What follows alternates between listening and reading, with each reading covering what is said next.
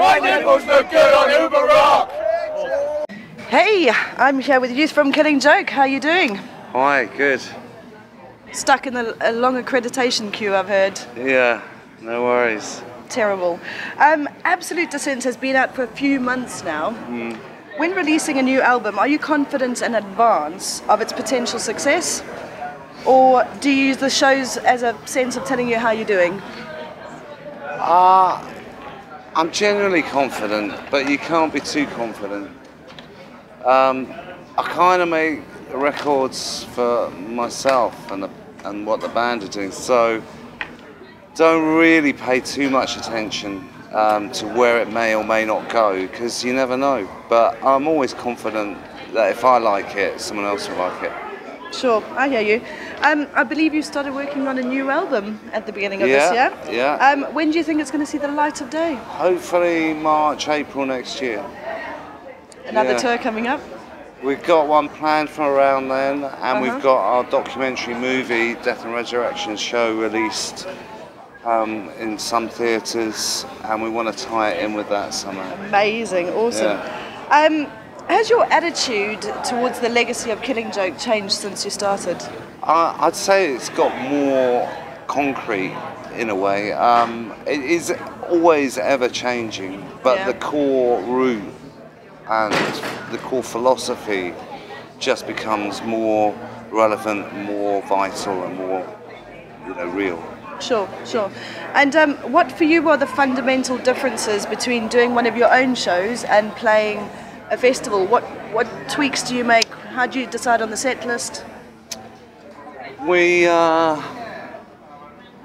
got such a big repertoire, we kind of can gauge a little bit the set by what kind of festival it is, but nevertheless, we've done metal festivals and played a lot of disco numbers, and it's gone down a storm. It always works. It's Killing Joke, though, isn't it? That's right. Yeah. So we cross genre so often. I think people are used to surprises with us. Yeah. But we tend to still put in a few familiar ones. Because at festivals there's always people who have never seen you or even aware of you. Sure. So, but we tend again to do it, play for ourselves, play to ourselves. We try not to patronise the audience. Really? Yeah. Really? We give them the respect that they're going to appreciate that we do it for ourselves. Any surprises you can give up a heads up for now that's going to happen tonight? There's always what should we look out for? There's always a few surprises with cats like Jazz Coleman and Geordie Walker in the band. So hopefully there won't be any fist fights. Great.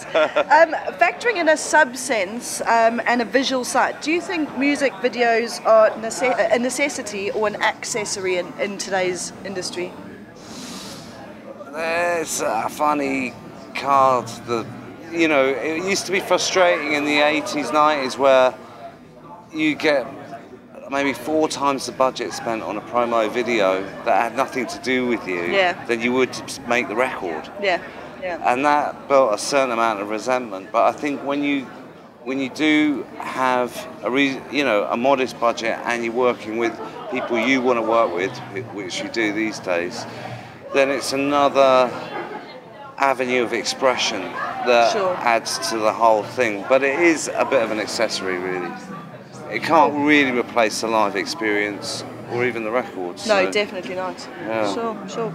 And how does it feel to have an entire album of Psytrance remixes of Killing Joke songs? Well, that was my fault, really, because... Really? Yeah. You're to blame? Yeah. I started the first Psytrance label, Dragonfly Records, and at the time we were making Pandemonium and Democracy.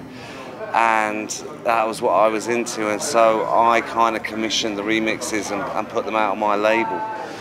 So it's all through you? Yeah. I thought I'd uncovered something that was amazing. Yeah. No, I have many sort of strings to my bow. One of them is being the originator of Psytrance and That's incredible. And being a DJ on that scene for many years. I don't do it now. But that's part of what I do. Yeah. I think that's amazing. I always say that I never want to go to sleep without learning something new. And that's my thing for today. And finally, this is a very jazz question, but I was going to ask him if he'd ever consider collaborating with Nigel Kennedy again. Do you think he would? I'm sure he would. They get on really well. Yeah, they're birds of a feather. Yeah, and they love each other. Yeah. Cool. Yeah. Cool. Well, thank you so much for your time today. Okay. I'm going to let you get off because I know you guys are in a tight spot with everything. Thanks. Thank you. Welcome. Cheers.